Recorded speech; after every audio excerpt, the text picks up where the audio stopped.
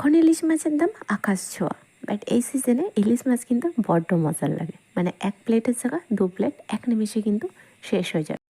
তবে হ্যাঁ, আজ যে আমি পদ্ধতিতে ইলিশ মাছের ঝাল বানিয়েছিলাম, সিরিয়াসলি বলছি এই পদ্ধতিতে যদি ফার্স্ট থেকে শেষ পর্যন্ত দেখে থাকেন তাহলে কিন্তু এক প্লেটের জায়গায় 2 কেন 3 প্লেটও ভাত লেগে যেতে পারে। বাই দ্য ওয়ে, আপনারা দেখছেন ইউনিক কিচেন রেসিপি চ্যানেল। আজকের রেসিপি হলো ইলিশ মাছের ঝাল। তাহলে সর্বপ্রথম ইলিশ মাছটা আমরা ভালো করে ধুয়ে ওয়াশ করে হলুদ এবং সল্ট দিয়ে একটু ম্যারিনেট করে রেখেছিলাম। তারপর হচ্ছে সরিষার তেলের মধ্যে একদম হালকা ঝলসে নিয়েছি। আচ্ছা, অতিরিক্ত ফ্রাই হয়ে গেলে কিন্তু ইলিশ মাছের যে একদম অরিজিনাল টেস্টটা সেটা নষ্ট হয়ে যায়, অতি অবশ্যই মাথায় রাখতে হবে। আচ্ছা, সাথে একটু ডিমও ছিল। আর এই যে মাথাগুলো 1/2 করে নিয়েছি, এগুলো কিন্তু হালকা ঝলসে নেব। আচ্ছা, ইলিশ মাছের পিস কিন্তু 2টা ছিল। আর মাছের সাইজটা খুব একটা বড় ছিল না, ছোট ছিল, মিডিয়াম সাইজ ছিল। আর দেখতেই পাচ্ছেন 3টা মাথা আছে, মানে 2টা মাছের মাথা। 3টা, এখন তো 3টাই হয়েছে কড়াইয়ের মধ্যে। আচ্ছা, তারপর হচ্ছে হালকাভাবে ওই পিসগুলো মানে দাগাগুলো এবং মাথাটা হালকা ঝলসে নিয়েছি। আচ্ছা, এরপর হচ্ছে ওই ভেজে রাখা মাছের তেলটা আমি আজ ইউজ করব। তারপর হচ্ছে তামার হাঁড়ির মধ্যে ওই সরিষার তেলের মধ্যে ফোড়ন দিলাম 1/2 টিস্পুন আস্ত জিরা। যখন এই ফ্লেভারটা ডিলিশ হয়ে যাবে, এই যে 250 গ্রাম পেঁয়াজ নিয়েছি। পেঁয়াজটা খুব বারিকভাবে মানে একদম স্লাইসভাবে কেটেছি, পাতলা পাতলা করে। পেঁয়াজের মধ্যে অনেকটা ময়েশ্চার আছে, সেক্ষেত্রে আমি জাস্ট 1-2 বার স্টার করার পর ওপর থেকে ঢাকাটা অফ করে দিলাম, যাতে খুব তাড়াতাড়ি ময়েশ্চারটা রিলিজ হতে স্টার্ট হয়।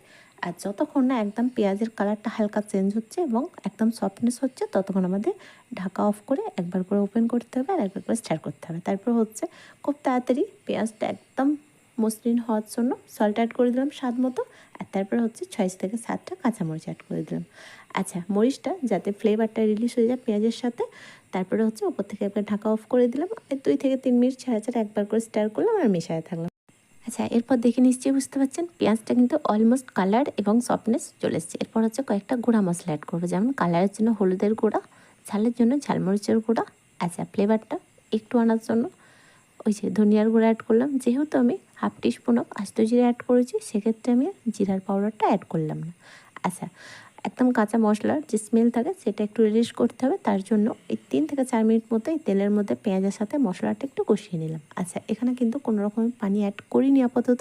তারপর হচ্ছে যে স্পেশাল যে মশলাটা অ্যাড করলাম, এটা হচ্ছে জিরার পেস্ট, মানে কাঁচা জিরাকে পেস্ট করে অ্যাড করলাম। ইলিশ মাছের ঝালেতে কিন্তু মোস্ট ইম্পর্ট্যান্ট কাঁচা জিরার পেস্ট। আপনারা অতি অবশ্যই একবার যদি ট্রাই করে থাকেন, সিরিয়াসলি বলছি বারবার কিন্তু ইলিশ মাছের ঝালটা বানানোর জন্যই আপনাকে রিকোয়েস্ট করব।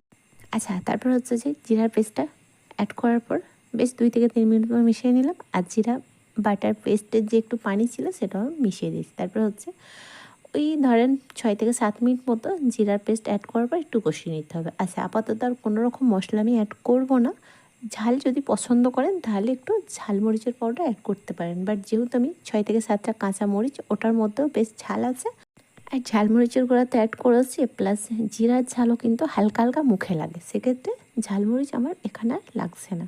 যে যেরকম পছন্দ করেন, একটু ঝালটা একটু বেশিই লাগে, বাট খেতে কিন্তু সেই ছিল। আচ্ছা, তারপর হচ্ছে ফাইনালি আমাদের জিরার পেস্ট অ্যাড করার পর ভালোভাবে কিন্তু পেঁয়াজটা কষানো হয়ে গেছে।